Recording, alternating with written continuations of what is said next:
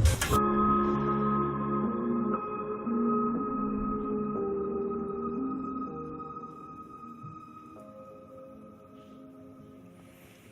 afternoon, everyone. It is fantastic to see you all here. I hope you enjoyed your lunch. Welcome to today's session where we're looking at how capital mobilisation delivers impact. That's the key word, impact, from Central Asia to sub-Saharan Africa.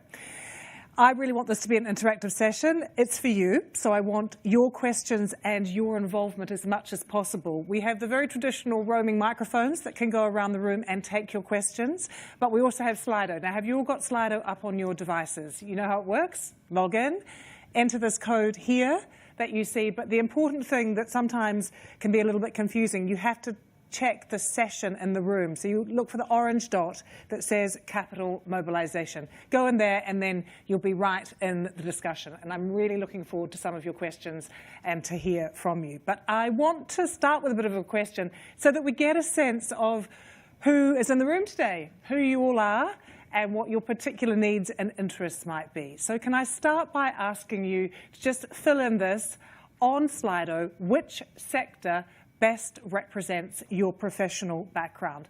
I'm not going to read them out, but you'll see the options there. So if you could check one of those boxes for us, that would be absolutely fantastic.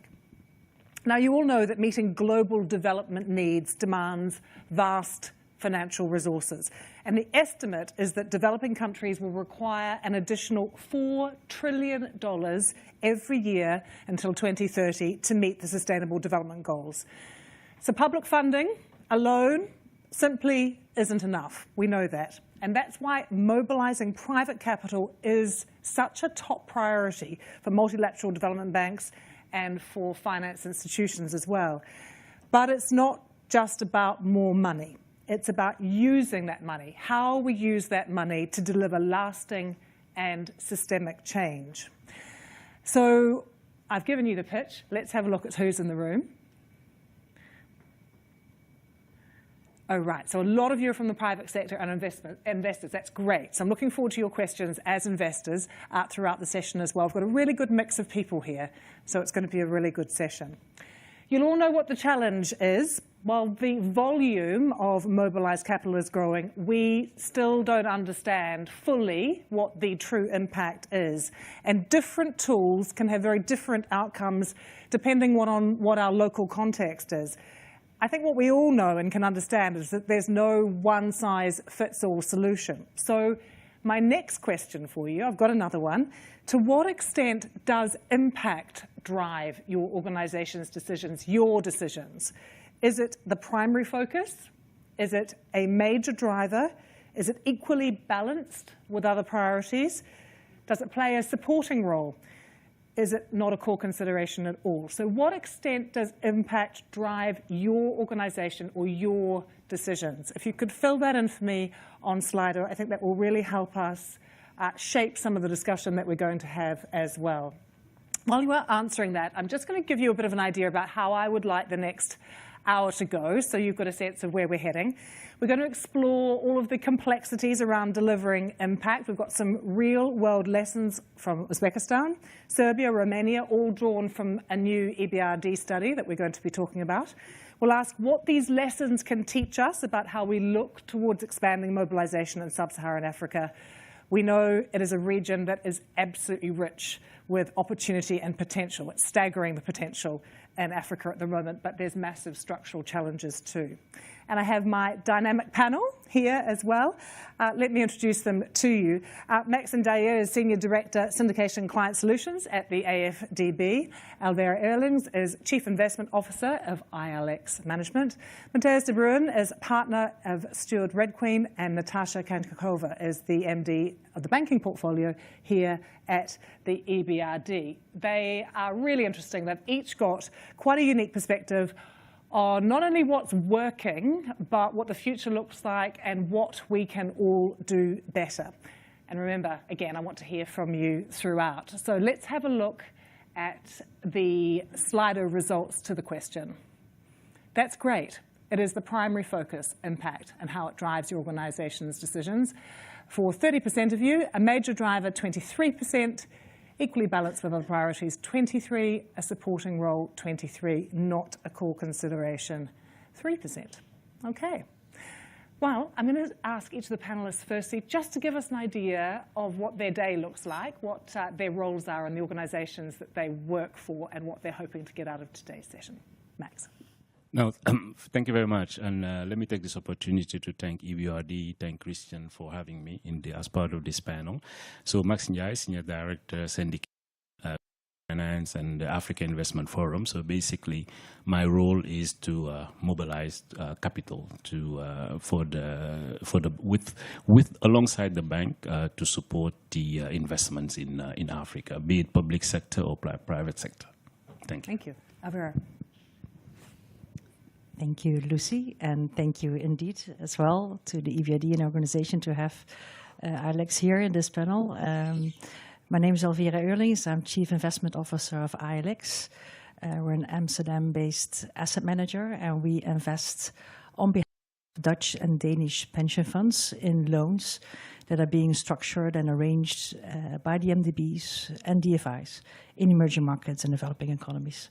Happy to be here and represent the private sector perspective. Matthijs de Bruin, a partner at Stewart Red Queen, a consulting firm also based in Amsterdam and offices in Singapore and Washington. We have a focus on helping organizations understand, manage, and steer for more impact, and we do that for MDBs, DFIs, philanthropies, governments. The topic of mobilization is very close to my heart because I've helped a few organizations to make sense of how to track mobilized finance. There are methodologies out there, and then there's their own mandates that organizations have, and have been reviewing a lot of, I think, quite innovative approaches to mobilization. So really enjoy this session, and I think it's important to share everybody's views and lessons, and I think that's why we're here. So. My name is Natasha Konjankova. So as Lucy said, I'm the managing director for our banking portfolio. So my team is responsible for managing the portfolio of debt projects in infrastructure, energy, and in the corporate sector. So of course, from this perspective, mobilization is also very dear to my heart, because way that we better manage capital, better manage exposure concentration, and really this enables us to do more, enables EBRD to do more in countries of operations. But before joining the portfolio group, I was responsible for our activities in Turkey and Central Asia, and there on the ground I could see the impact of mobilization in attracting investors to our countries of operations and ensuring sustainable flow of investment. We're looking forward to hearing about those experiences and, you know, the lessons that you've learnt there, Natasha. Thank you. Max, I'm going to start with you. What are some of the biggest obstacles that you're seeing right now on the ground when it comes to financing development? Thanks, Lucy, for the question. I think that from our perspective, we've seen there are two things: external factors and internal factors. The first external factor is the country's rating. If you look at sub-Saharan Africa, if you take away Botswana and Morocco, there's not many investment-grade rating countries, which is very important because it sort of has an impact on the rating of even the private sector transactions because, you know, simply private sector institution in a country cannot be better rated than the sovereign itself. So that point. The second is the perceived risk in Africa. I mean, if you look at the Moody's analytics, 14 years assessment analytics came out and say that if you look at infrastructure investment across the world, Africa has the lowest risk of default at 1.9% compared to 4.3% on average. However, the perceived risk is costing Africa 3 to 5 times more capital, because as you want to invest in Africa, the cost of capital is very high, and that has implication on the sustainability assessment of these countries. Is also another problem in terms of pricing that commercial money or commercial finance cost to Africa is high. So those are three. Internally, from the bank FDB perspective, we have limited headroom. You mentioned it in your introduction to say that the public financing money is not enough, and that is absolutely correct. We have limited headroom. We assigned a certain amount of capital per country, which is not enough. So it will be important to leverage private sector coming into those specific transactions. Max, when you say perceived risk, what is that perception? Well, the perception is that anytime you talk to any investor, you say, I would like you to come to Africa and invest in a country, the first reaction is, oh, it's too risky. So it's perceived. But the reality, though, is that I'm not saying there's no default in Africa. Let's just be clear.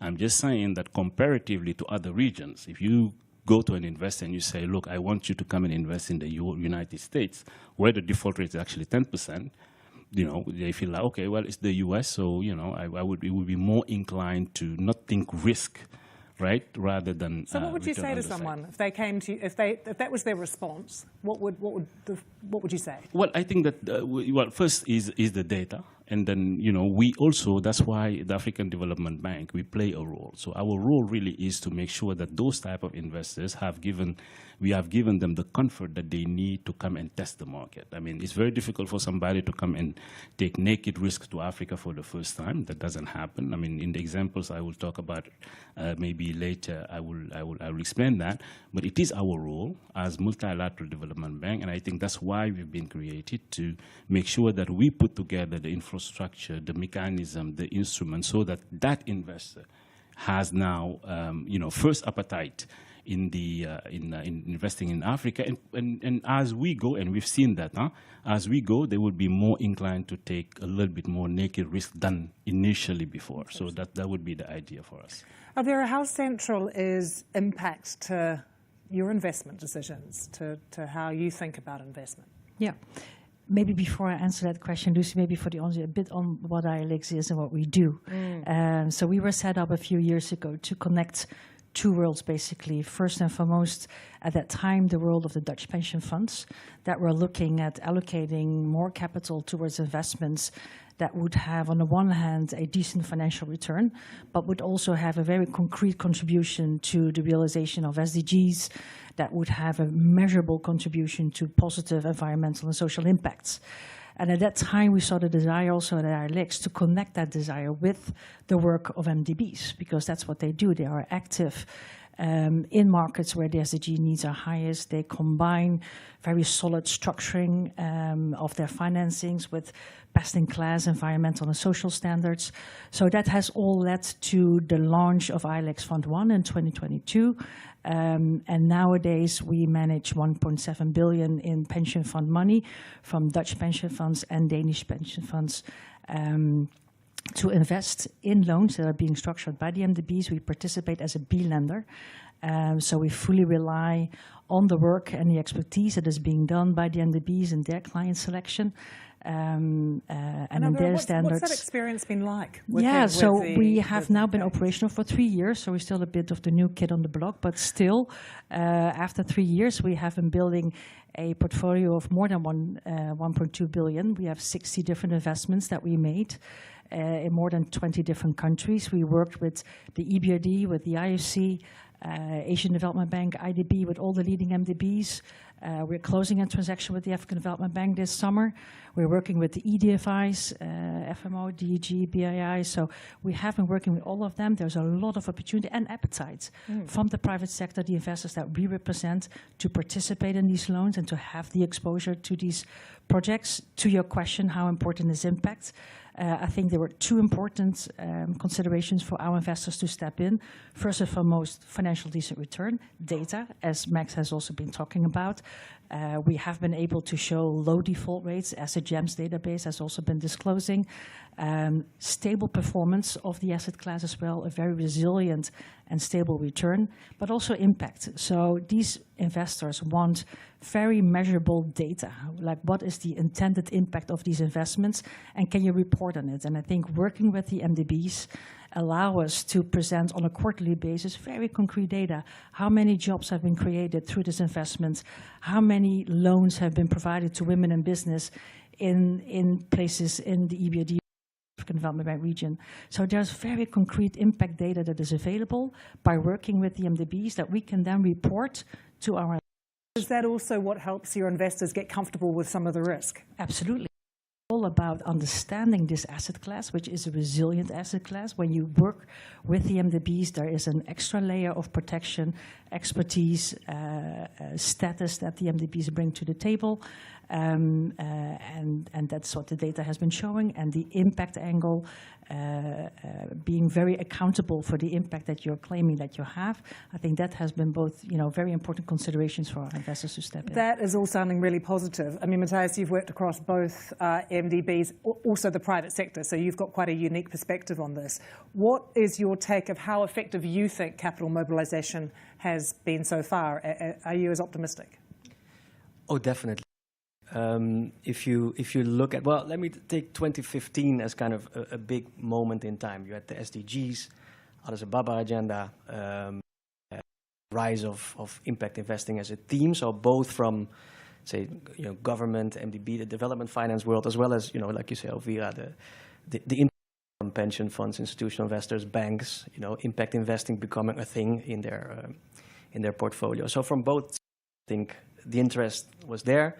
Came together. Luckily, there have been great teams, EBRD, the debt mobilization team, great initiatives at IFC, but also at the smaller, IFU, the Danish, an SDG investment fund bringing in pension funds. So there's been a lot of progress in the past 10 years, and I think that by speaking to each other, by daring to take the next step, by being bold, by learning from each other, particularly in these blended finance structures, one of the big side effects is that you sit on the table with a bank and an institutional investor and an MDB and a bilateral DFI and perhaps a concessional financier, a government, the Green Climate Fund. They all have different perceptions, different mandates, different risk perspectives, but they still come together and make something work. And I think that's the beauty of this field. So how effective has it been? Well, if you look at what's the need and where we are in terms of the levels of what's being mobilized, well, that's sort of then as you introduced, Lucy, at the start, there's still a lot of work to do.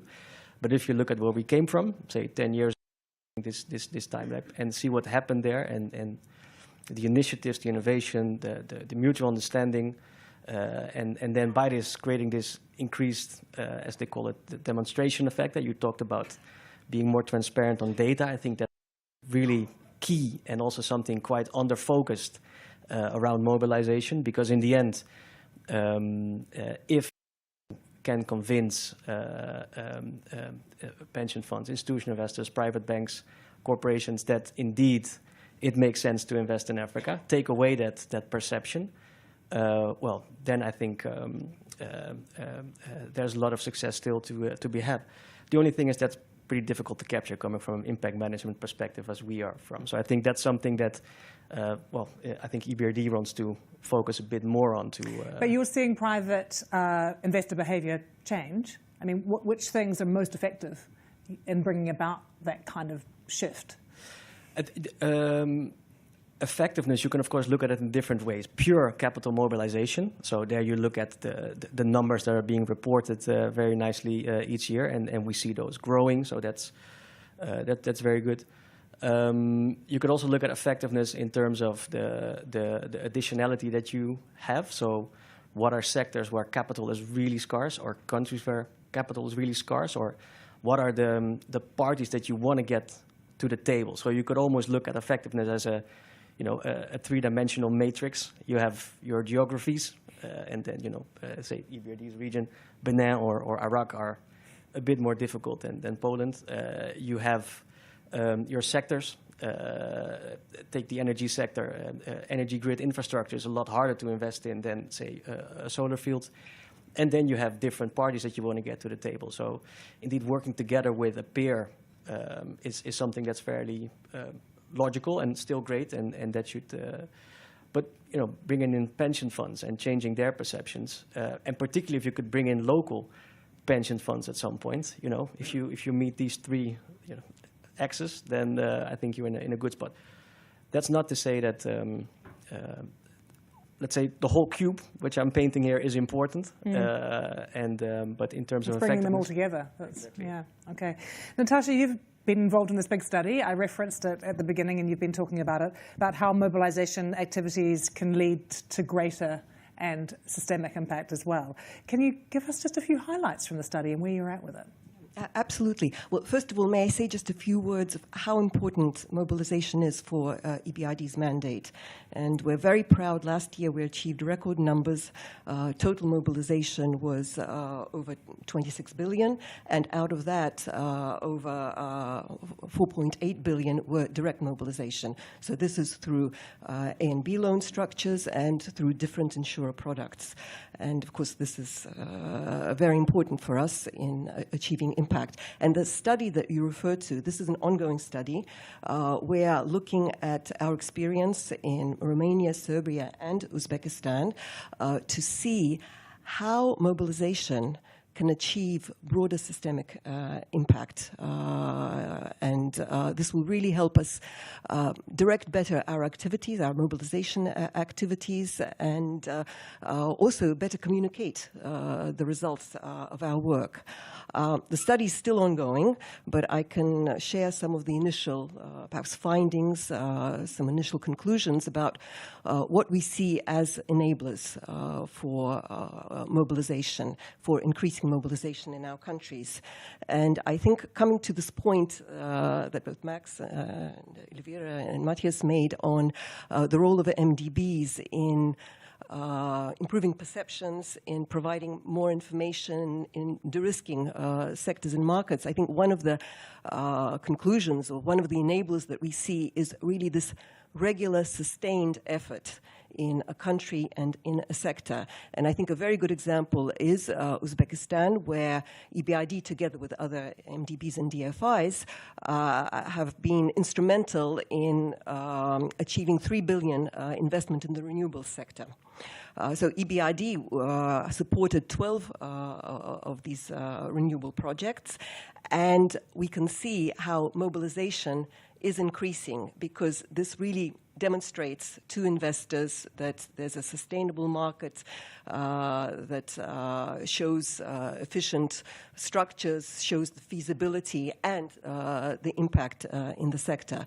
So this is one enabler. A second one I think is very, again, important, highlighting the role of MDBs, is the policy engagement that we have with the countries. And again, in Uzbekistan, we've been working with the authorities on putting together activities like unbundling of energy sector and sector reform. And coming back to the renewable sector, what is very important is working on developing the framework for renewable auctions and decarbonization pathways. And again, that helps reduce the risks in the market, in the sector, and encourages private sector investors to come in. And okay, and we're getting some great questions in, which I'm going to get to in a minute, but I've got another little task for all of you.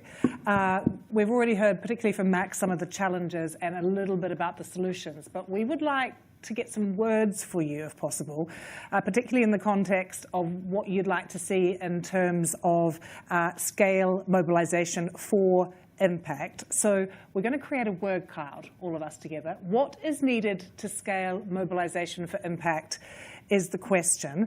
Have you all done word clouds before? So you just input single words, as many as you want, or short phrases.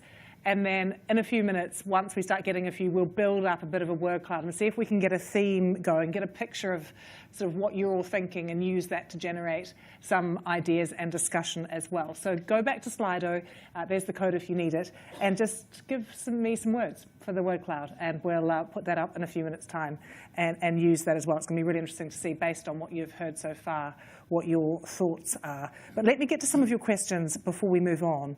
Max, can I ask you this? How can we significantly increase scale and pace of mobilization of commercial capital into EMs, given high interest rates and more national investment focus? Yeah. No, thanks for the question. No, I think that, well, first let me say, we're in an environment where ODA has decreased by 40%.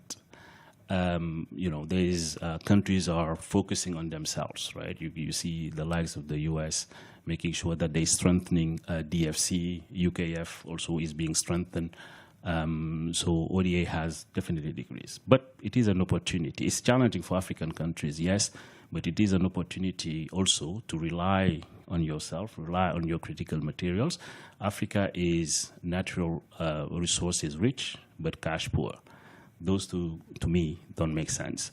So this is really an opportunity now to make sure that we can scale up a private sector. But what we do for at the African Development Bank, we use different instruments to make sure that we can scale. Our idea is, let's not use our own resources to fund it, but let's use our own resources so that we can leverage the private sector to come into the transaction.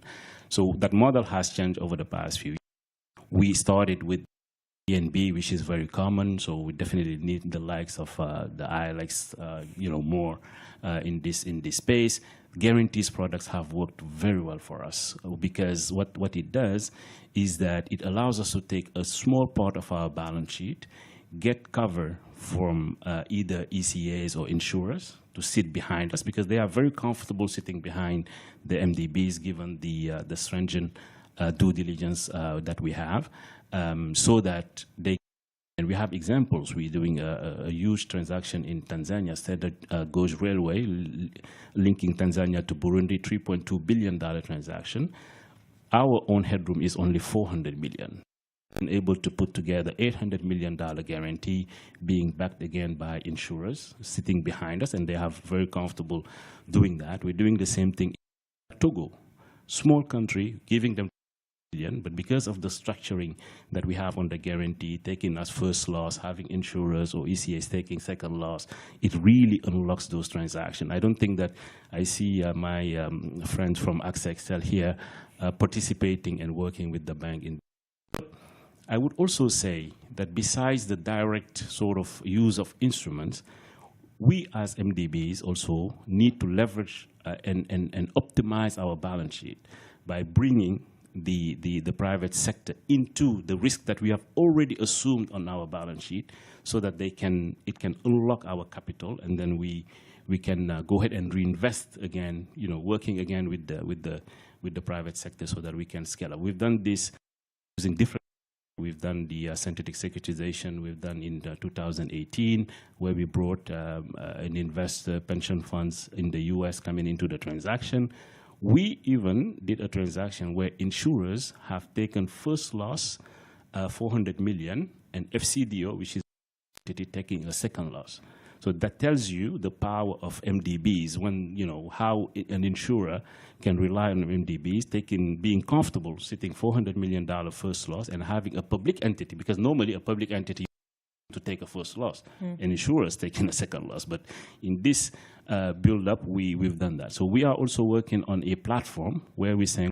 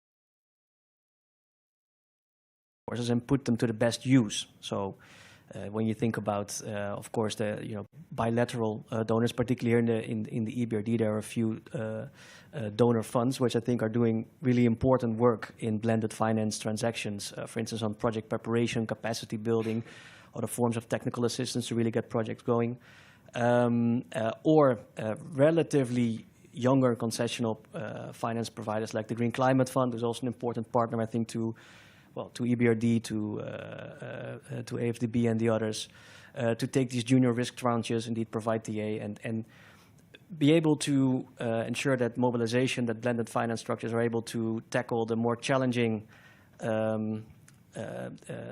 SDG challenges that there are. Yeah. Drinking water, bringing energy to the places that are not connected. And I think particularly in that field, there are a couple of new and exciting initiatives coming up, and it's great to see that public resources are being put to use.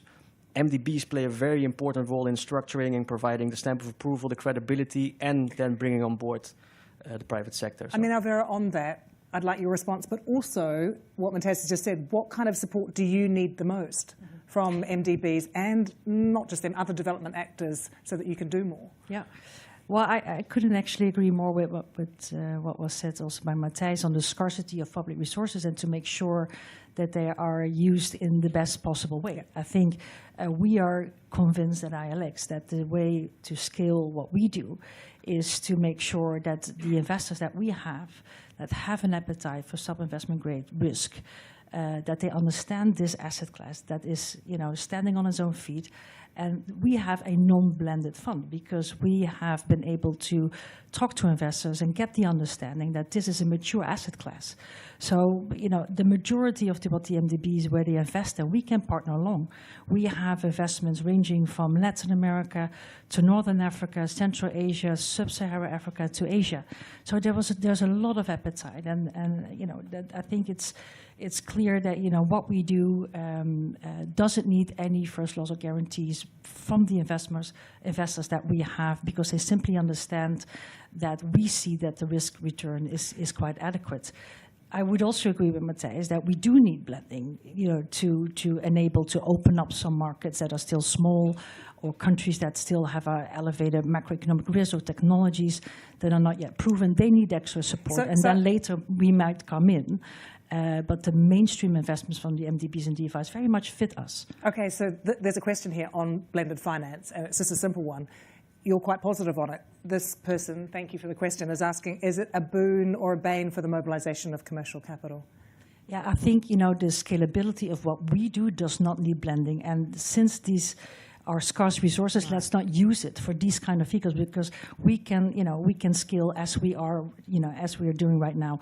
We should make sure that these scarce resources are put to the use where we can see more projects coming. So what do we need from the development actors? We need a very strong pipeline. We need the MDBs to go out, make sure that the projects become bankable, and then invite the private sector. So use the blending where it is needed most. Okay. Natasha, can I just bring you in with a specific question for you, actually, about SDG goals? Geordie, thank you for your question. Is the achievement of SDG goals used as a metric for effectiveness or impact of mobilization? How do you measure that? What's the evaluation there? That's a very important question for us, and of course realize how critical the SDG goals are. And this very much interplays with the EBRD mandate, where we focus on transition to resilient to effective market economies. And we look at 6 transition qualities that we believe are critical for market economies. And green, very much relevant for SDG goals, inclusive, again, very clear, integrated, well-governed, competitive, resilient. So these are the qualities that we look for when we structure projects, and we have very specific indicators that we track and report on as we implement projects. So from a results perspective, this is absolutely key for us.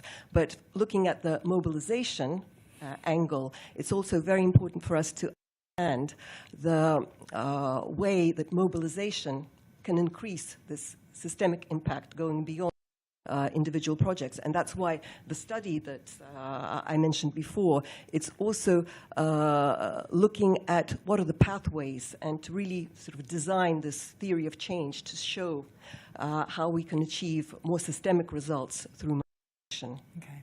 looking at the, did you want to add to that, Matthias? No? Again, looking at in green, in big, in the middle, data. So given, here's a question from the audience, given that a big challenge to mobilisation is data, what solutions have you seen that will close the gap, such as GEMs, databases, or other solutions? Yeah, no, I think that the GEMS database is very good because it's showing the actual rates of default, loss recovery, the rates, and all of those things to the investors. So it has allowed us now to be able to negotiate harder, I should say, with the investors when it comes to our transactions. So what we're trying to do as well is whenever we do transaction throughout the due diligence process, we have an open book. We don't hide anything. We show you exactly, whatever information you're asking for, what is our historical, the historical data that we have from an MDB perspective in the specific sectors, so that we get the comfort. We went through this exercise when we did the synthetic securitization, when every single time was scrutinized by the investors. But I think that being able to do the GEMS database is one, being able to be transparent as well with the investors, the insurers, whoever, to say that, look, this is what we've done.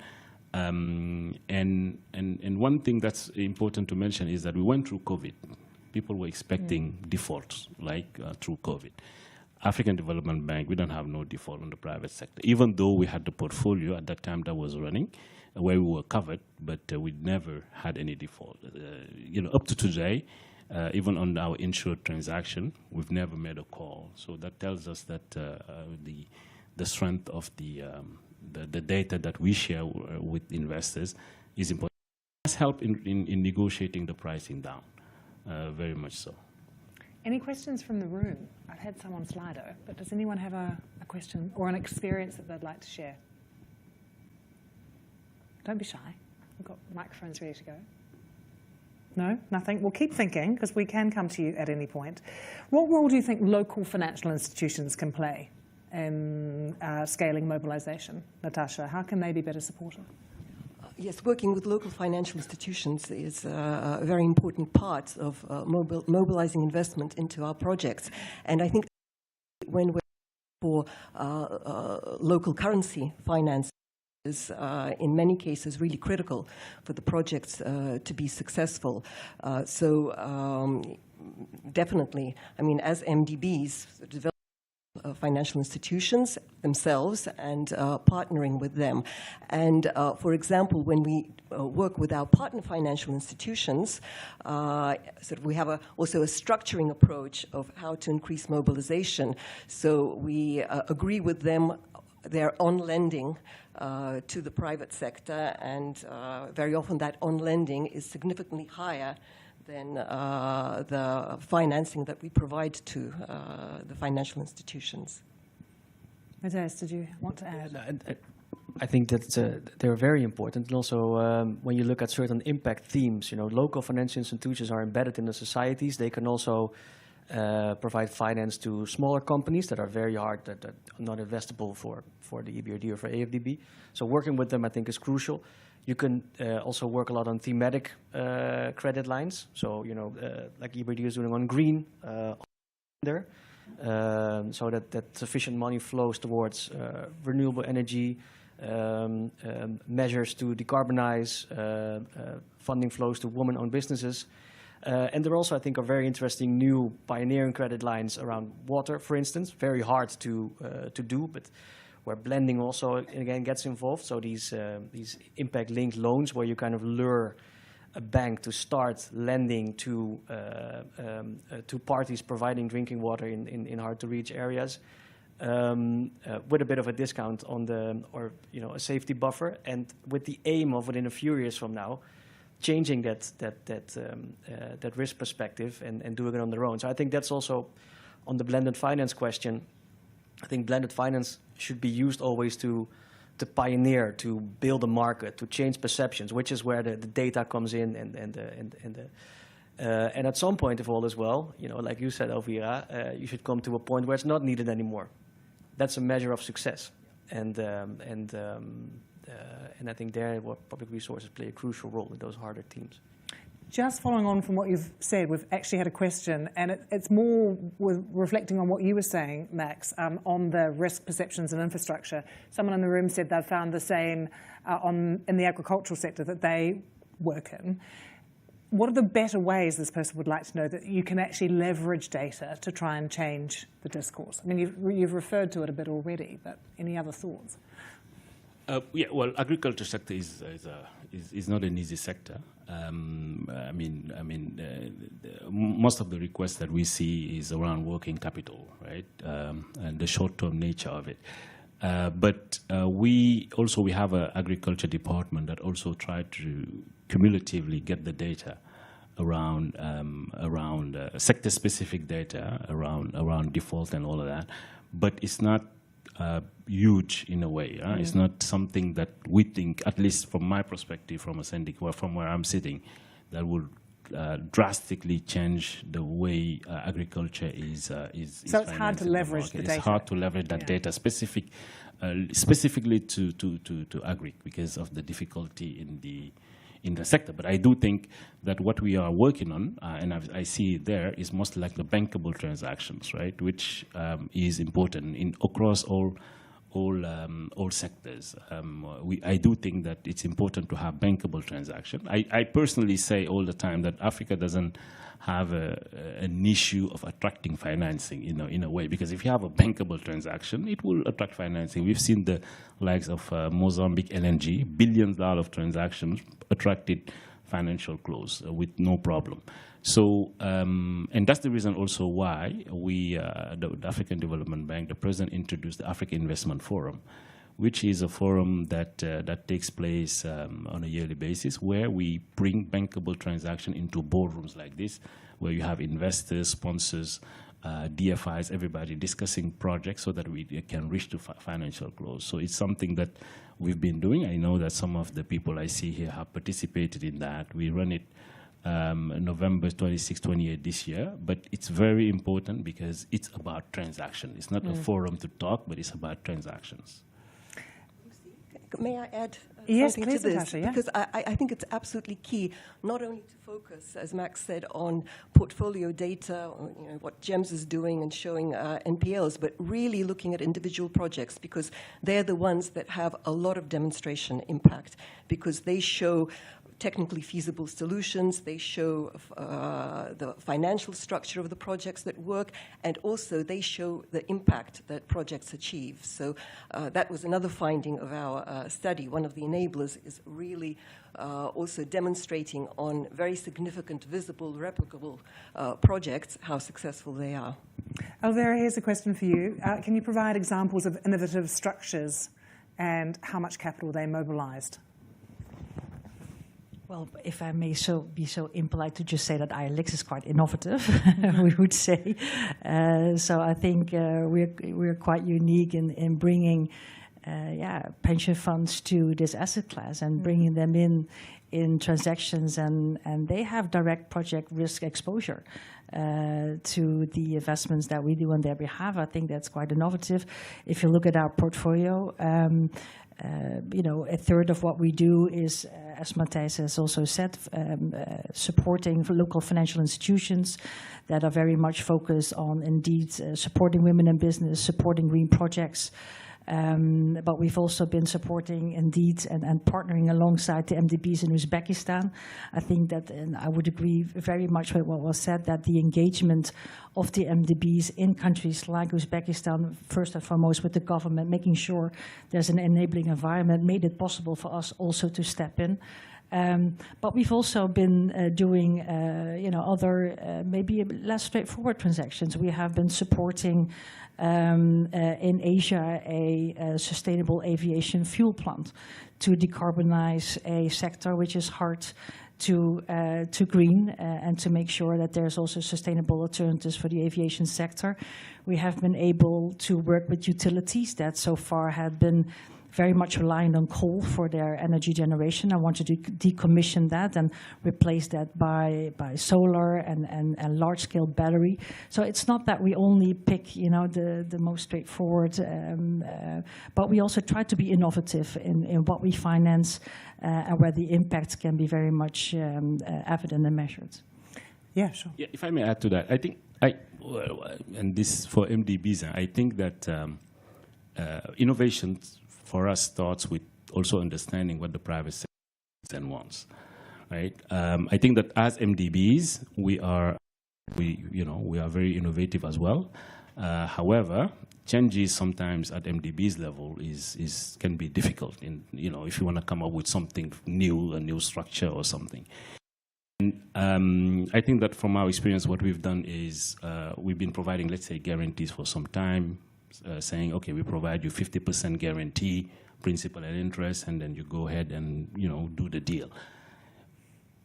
More recently, we've been discussing with banks, and then they said to us, look, if you can provide to us tranche guarantee, meaning that you have a tranche that is 100% and another one that is totally uncovered, it would make our life easier.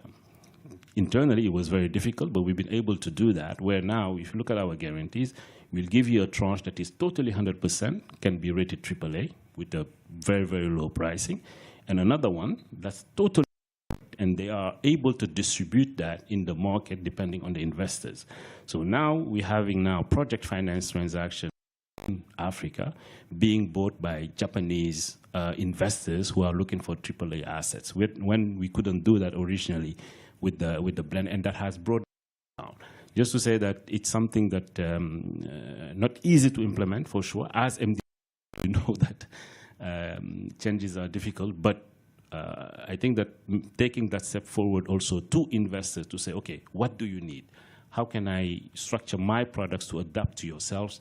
I think would make a big difference.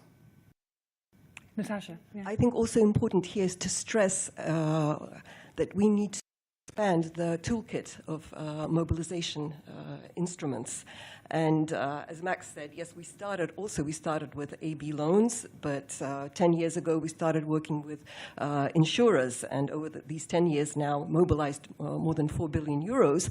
But started with unfunded risk participation, then went also to non-payment insurance, and now very actively developing our first significant risk transfer.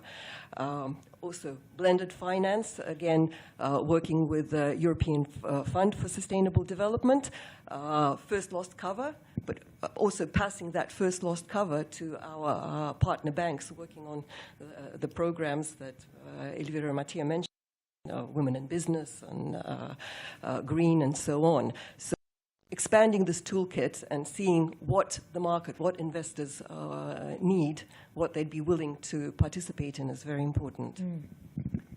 Any other questions from the room? You're all in the darkness. No one will see you. Oh, yes. We've got one here. Fantastic. Well done. Well, thank you very much. It was interesting to hear your perspective on transaction, because that's often a question when it comes to mobilization. But what about the business environment? It also came as one of the words that came a few times on your slide or test. But when we talk about business environment, I would be interested in understanding what type of environment you're looking for from the private sector pension funds perspective. Because from an MDB perspective, we have some ideas of what type of reforms we are pushing for. It would be nice to hear also from your perspective if we are pushing for the right reforms, or which one are you looking for? Alvaria, I think that's for you. Yeah, I think the example that was just mentioned by Natalia, I think that's the right one. So what we've seen in Uzbekistan, that there was an enormous need to reform the energy sector and to have massive, financing flows going in and provide financing for large-scale solar and wind projects. But for that to be there and ready, there was a lot of work that was needed first by engaging with the governments to make sure that there was unbundling, to make sure that there were bankable documents, that there were PPAs with the right backstops, by the government, supported by the MDB. So those would be the reforms that can really then lead to the private sector stepping in thereafter. So I think that was an ideal example where the MDBs had to go in first, work with the government, make sure that the government is ready, that they can comply and commit to obligations towards offtake contracts. And I think that's also what we see in other regions as well. So that is exactly what we would like to see, that there's engagement on the government level, making sure that the environment is, that the regulatory framework is strong, is predictable, and that we can rely on the commitments that are being given by the government towards private sector finance projects. I think that was an ideal, partnership where we could really, base our investment decision on. Thank you. Anyone else? Yes. Thank you. Ian Nunn from AXA XL. I head up the credit insurance team here in London.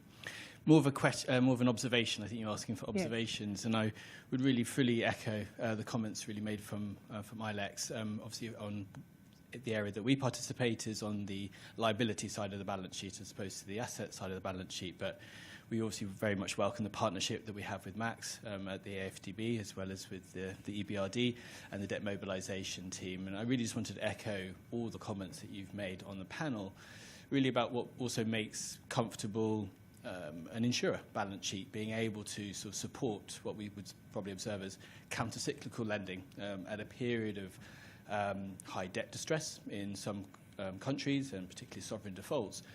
We as an institution want to lean in to these situations and want to support it, but we need to do it in a sustainable way and one that observes our shareholders and their balance, the money they've given to us.